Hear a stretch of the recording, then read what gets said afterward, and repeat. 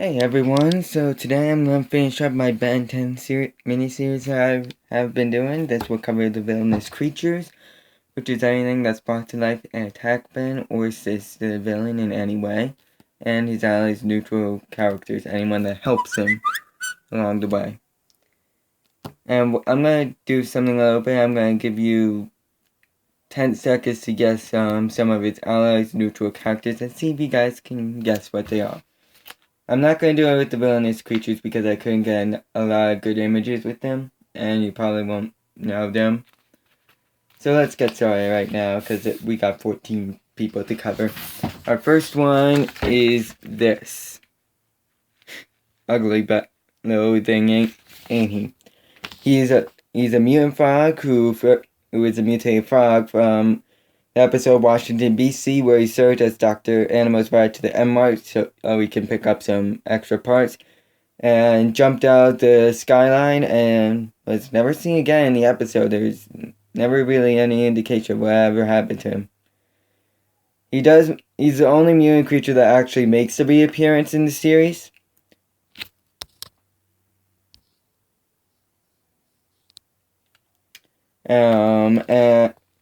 And his powers is that he's strong as he's able to break through a wall. He has a long tongue like some other frogs that is way tougher than other frogs, and has a super jump that goes higher than other frogs. However, this is an assumption, but he can be de-animatized, like demutated, when the transmodulator is destroyed. Same goes for every single other villainous creature here. Next one is this one, the mutant Hampster, who is a mutated hamster who first appeared in Washington, D.C. and serves as one of the few villains that Ben 10 beats in his human form and not in any of his special aliens. So he appeared in Washington, D.C. where he battled Ben 10 before being trapped under some idols in the M-Mart. So it is super strong, it has sharp claws, it can run faster than normal, and it has a higher jump than normal. It can be trapped easily / knocked out, and it can be de-animatized if the transmodulator is destroyed. You gotta hear that last one a lot. The next one is the mutant Cockatiel, the mutant bird, who is a mutated Cockatiel mutant bird who first appeared in Washington, D.C., which served as Animal's second ride to the Museum of Natural History before snatching Gwen up to the Washington Monument. And after a battle with Stinkfly, it got knocked to the ground and was later re-animatized and was shown cuddling up to Gwen, which Gwen did not like at all. So, it can fly, is strong, and has sharp talons. And some numerous weaknesses it has. It runs away if it's hurt enough. Due to the fact that it molts, it leaves a trail of feathers to its location on the ground. It is somewhat weaker on the ground, and it can be re-animatized when the transmodulator is broken. Next one is a re-animatized stuffed woolly mammoth.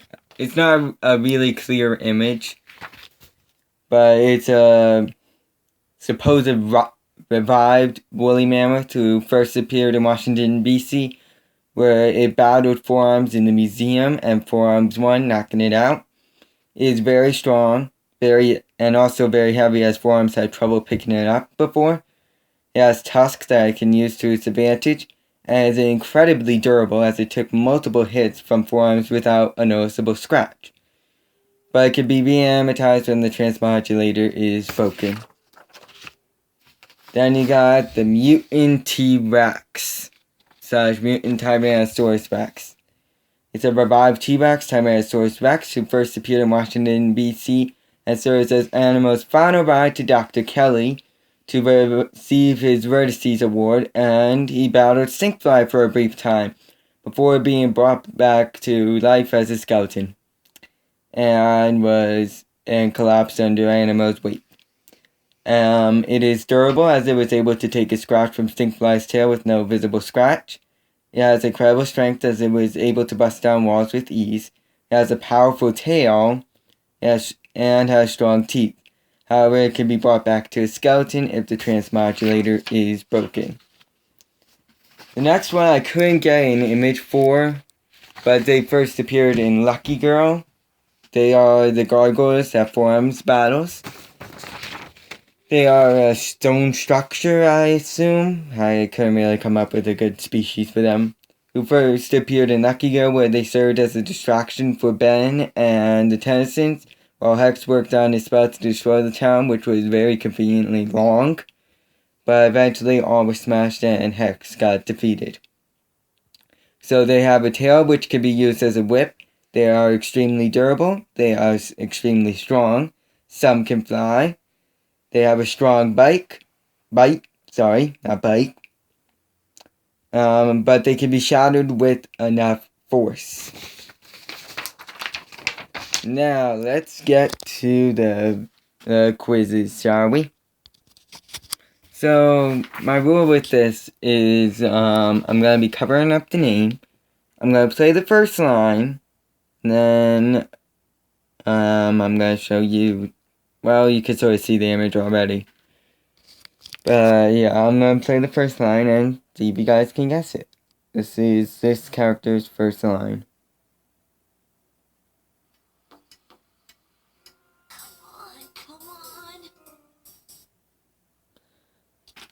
Alright, 10 seconds. Good luck.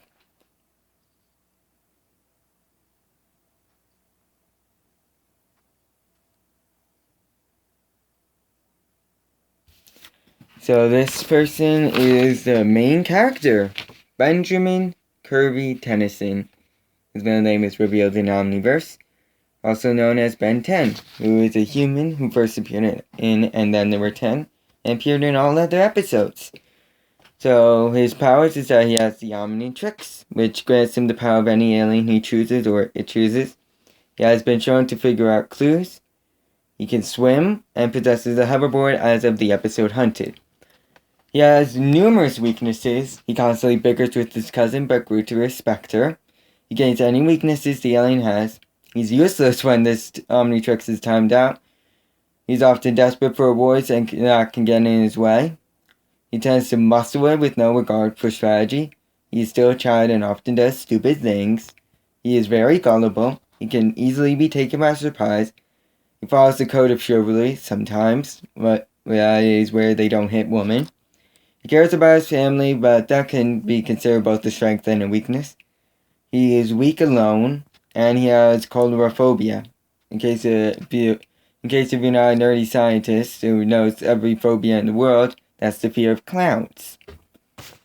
He has grown out of that fear, however, but still experiences some symptoms of it. Alrighty. So the next one is also introduced in the same episode. The next one is this girl right here. Here's her very first line. You doing here? What is she doing here? Wait. Take it easy, dweeb. This wasn't my idea. Somebody convinced my mom that going camping for the summer would be a good experience for me. Grandpa. 10 seconds.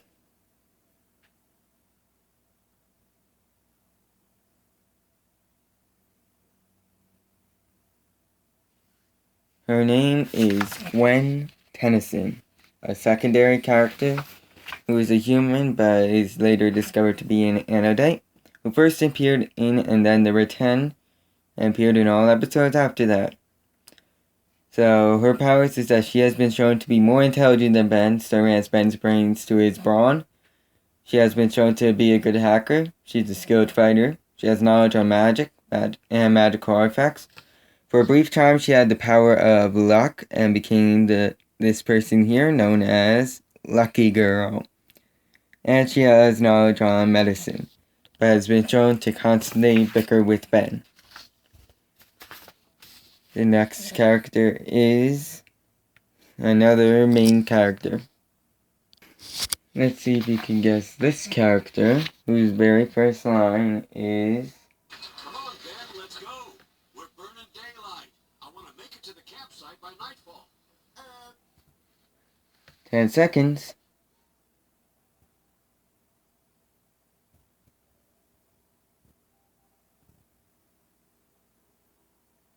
Alrighty, his name is Grandpa Max, who is a third-person character. He's a Tetrax character, who is a human, first appeared in and then there were 10, and appeared in all other episodes after that. Has been shown to be a good hacker. He has knowledge about aliens and the Omnitrix, but it's not revealed until the final episode of Season 1, and spilled over into Season 2, Episode 1. He is a good spy skills. He is the wisdom giver for Ben and tends to give him good advice. He is somewhat strong. He is quite durable for his age as shown in the Alliance. He knows a few tricks on teaming animals. Yeah, he knows a few tricks on teaming animals. He has knowledge on secret societies, on medicine, and knows how to operate nuclear reactors. But he is old and not as spry as he used to be. The next character, now it's getting tougher because now we got a character that only made one appearance and then a brief appearance in the next episode. Let's see if we can guess this guy. The next character is this character right here, whose very first line is, Who wants to know? I'm Max Tennyson, and this is my grandson, Ben. We chartered your boat today for a fishing. sorry, can pause in time. 10 seconds.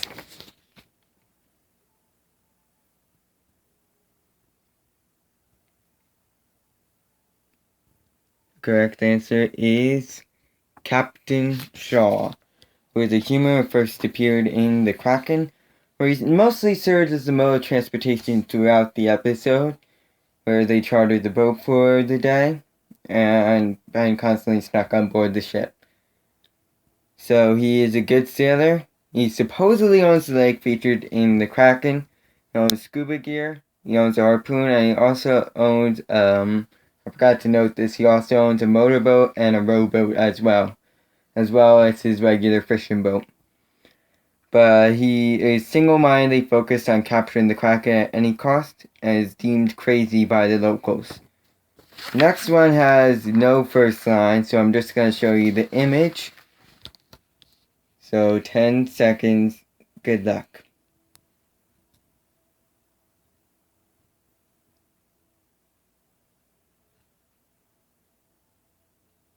The correct answer is the Kraken, who is a Kraken who first appeared in its namesake episode, where it mostly was chasing after its eggs throughout the episode and terrorizing Jonah. So it can breathe underwater, it can use its tentacles as hands, is super strong, and super durable as it was able to break a metal knife that was aimed right at its nose, and it literally shattered it, shocking Jonah. And is very stealthy as it was able to elude Shaw for years. However, it is very protective of its eggs, often making it lure it into a trap. And shockingly, we never get to see the eggs again, which I'm very sad about. I wanted to see one hatch. And I think it's somewhat weaker out of water, as since its whole boat can collapse docks and stuff. The next character is another character that only didn't make another appearance in the original series and only made one other appearance in Omniverse. The next character is this character right here, whose very first line is not what I've written down. It's been years since I've seen Max and the kids. I'm not sure I'll even recognize them. Stop by and say hello. I'd like that. 10 seconds.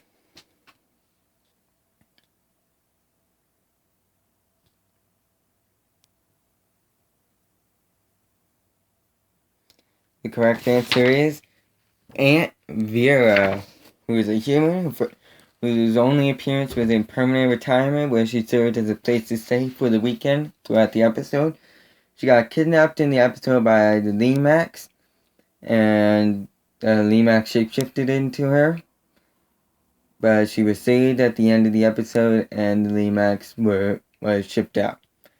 So she's a collector who has knowledge on birds and shells and has a little knowledge on aliens, but is not directly said in the episode, and no weaknesses were noted in the episode. The next one is a semi-neutral character, good guy, sort of like I'm on the side of whoever is winning sort of guy. The next character is this character right here. And his very first line is... not this line, sorry. This is where the Omnitrix was last activated.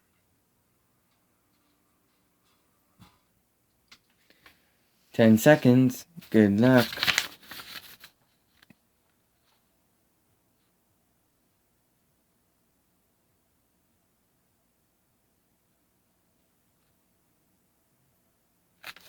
The correct answer is Tetrax Shard. Tetrax, who is a Petrosapien who was first appeared and only appearance was in Hunted, where he was one of the Gargoyles looking for the Omnitrix, but later saved Ben from being crushed by Crab and 6-6, and fought 6-6 before giving Ben its hoverboard and leaving with the two in a prison cube and teleported out off of Earth. So powers, he possessed a hoverboard before giving it to Ben. He has a blast-proof armor. He has a very strong punch. He has a track for the Omnitrix as well as knowledge on how to activate it, being one of the few people who actually knows any secrets on the Omnitrix. The other ones being Philgax and Azimuth, who is not revealed until a movie. He has a powerful laser gun. He has a smoke bomb. He is a very skilled fighter. He has all the powers possessed by Diamond Head, however, he's a little bit more experienced. He has a prison cube and a handheld teleporter. However, he possesses the same weaknesses as Diamond Head. The final character is a neutral character who only made one appearance. So good luck getting this guy. The next character is this guy right here, whose very first line is not that. In 1951, recently declassified documents suggest an alien spacecraft crash-landed right here.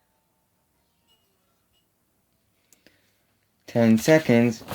Good luck, because this guy has not made a reappearance since.